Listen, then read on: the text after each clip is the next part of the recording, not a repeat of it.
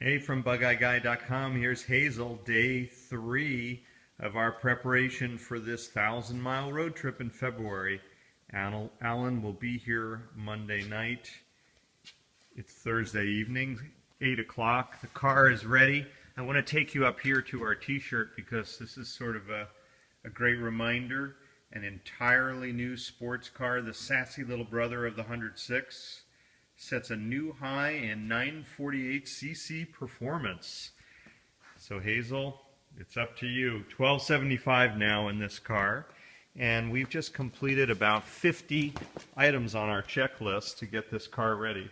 We've been going through every system to make sure Alan has a great drive, and tonight you can see the used top that we had in inventory for this car, which should make it a lot more comfortable, and tomorrow we'll work on some side curtains. Now this car has interesting motorcycle mirrors mounted, but unfortunately they were mounted so that the side curtain cannot be used.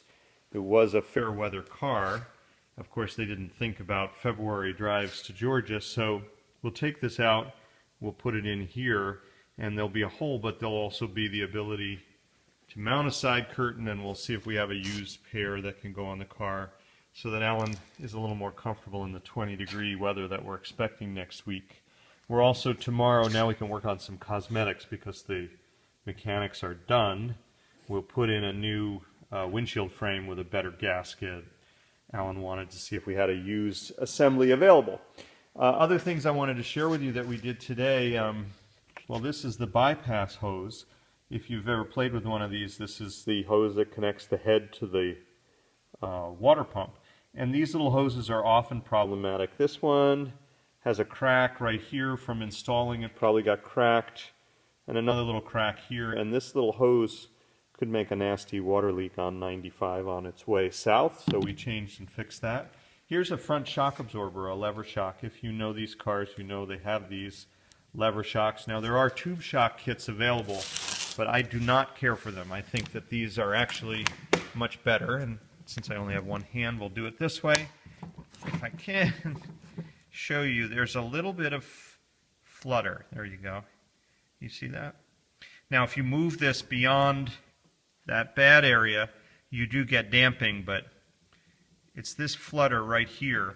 Now, imagine that this is the primary upper link in the front suspension, and when it's fluttering like that, as you go over bumps, you really don't have the precise road holding that you would expect from a Bugeye. So we put in new front shocks, and this is a common problem.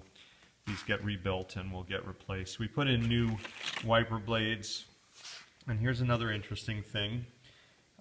This is the choke knob that was in there, which is sold sadly as a reproduction of the original. It's really a piece of junk. This is a reproduction of the original that actually is accurate. The profile of the knob is correct. But these have problems that they don't lock very well, and they also come apart. We sell these and we fix them. Often we have to epoxy them. It's unfortunate, but that's what we've got available right now. And that does match exactly the one that came new. So we have this one, but this was what was in the car, and this is what we put in the car, which is actually a locking knob that really works. So we have these as well, and that makes choke operation a lot easier. So these are some of the things that have gone into this car to make it ready for its journey. And on Monday, little Bugeye Hazel takes off for Georgia, a 1,000-mile February drive. We'll give you another update before the car goes from BugeyeGuy.com.